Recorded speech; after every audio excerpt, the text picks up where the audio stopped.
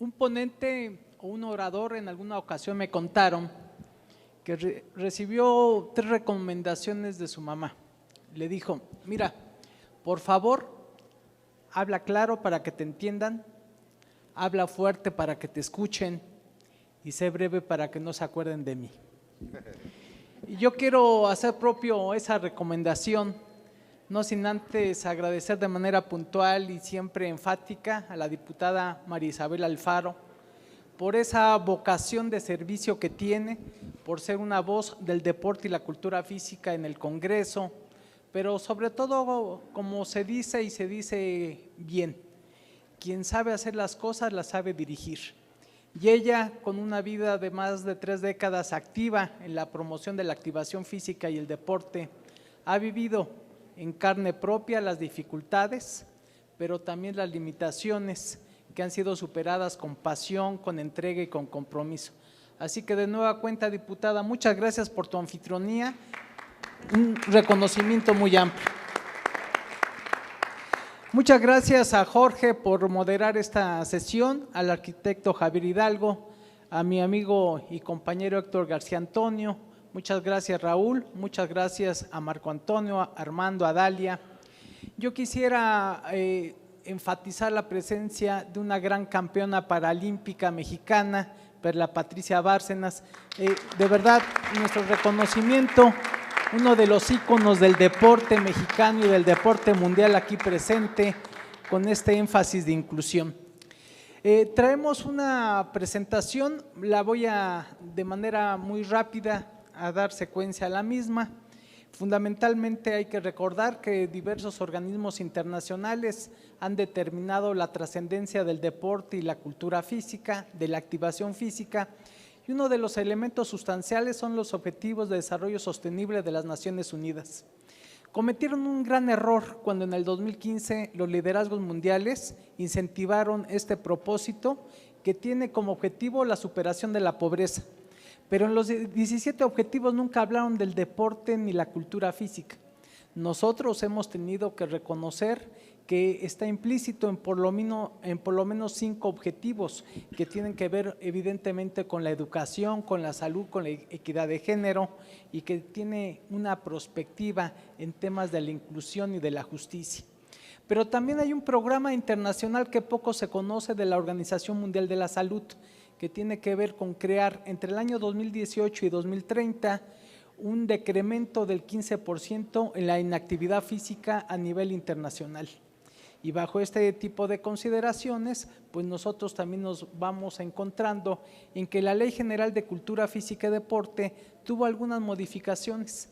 Hay que recordar que el artículo 4 constitucional es el que en su fracción 13ª nos otorga ese derecho como mexicanos, un derecho humano a la práctica del deporte y la cultura física. Pero son organismos también internacionales como la UNESCO que promueve la edificación de mejores tareas a nivel del deporte y la cultura física, porque sobre todo lo ubica como un instrumento fundamental en este tipo de consideraciones.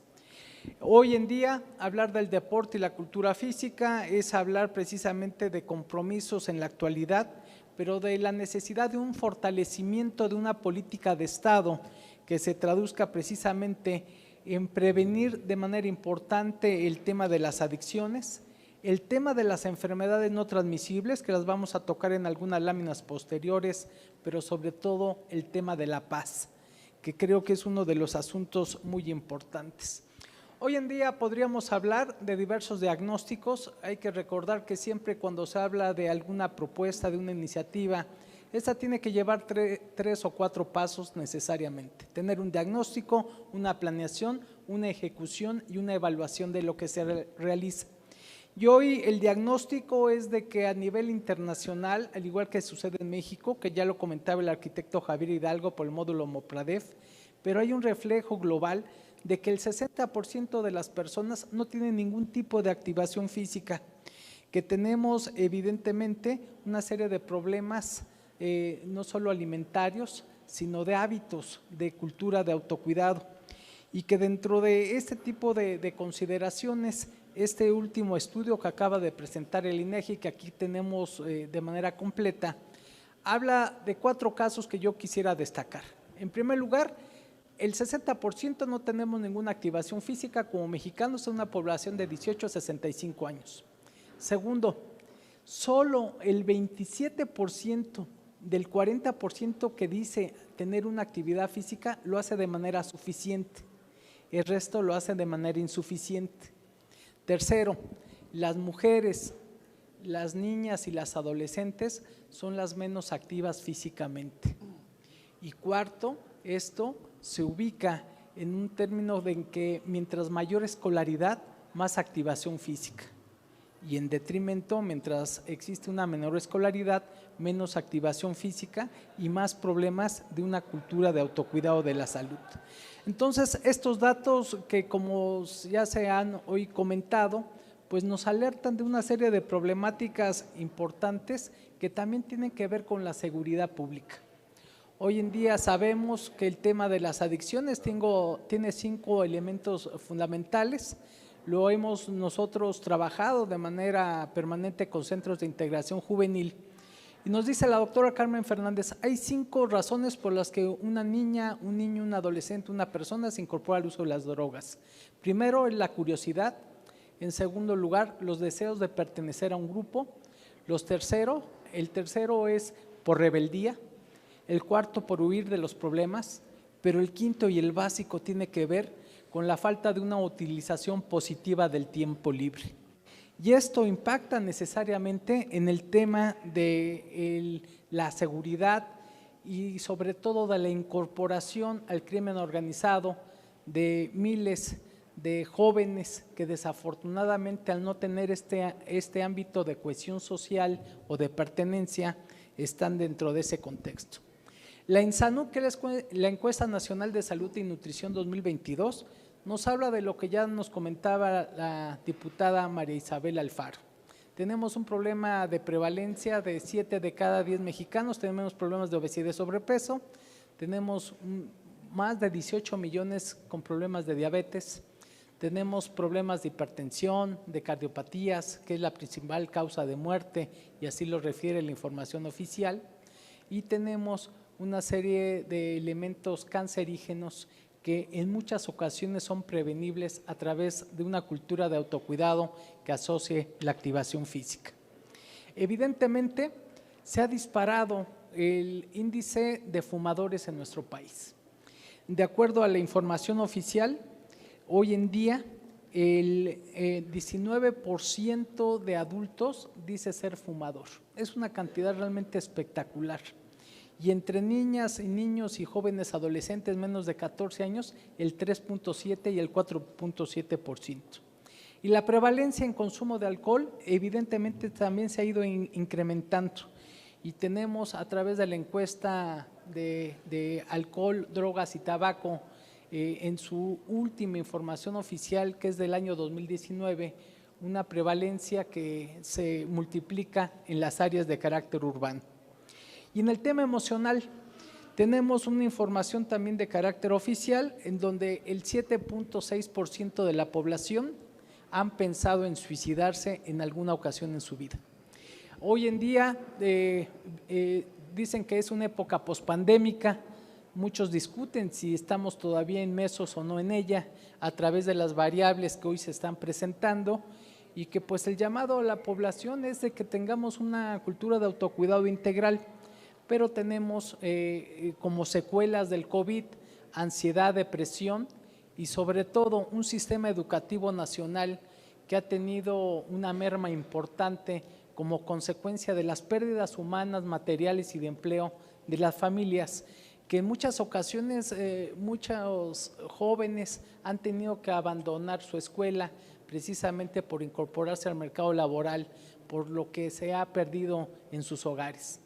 Dicen que luego cuando un papá muere no pasa mucho, pero cuando pierde en un hogar la mamá, se deshace. Y en muchas ocasiones desafortunadamente es una realidad muy dolorosa que se ha tenido que estar enfrentando. Hoy en día el Estado mexicano, y creo que esta iniciativa que se ha presentado en esta 65ª legislatura por parte de la diputada Isabel Alfaro, y el anuncio que hace el licenciado Héctor García Antonio es muy importante. El que haya un plan nacional de cultura física, de activación física y deporte es fundamental. Y yo quisiera, para concluir este tipo de consideraciones, este tipo de retos, hablar sobre la necesidad de que haya una carrera técnica por parte de la educación media superior y superior de activación física y de promoción a la salud.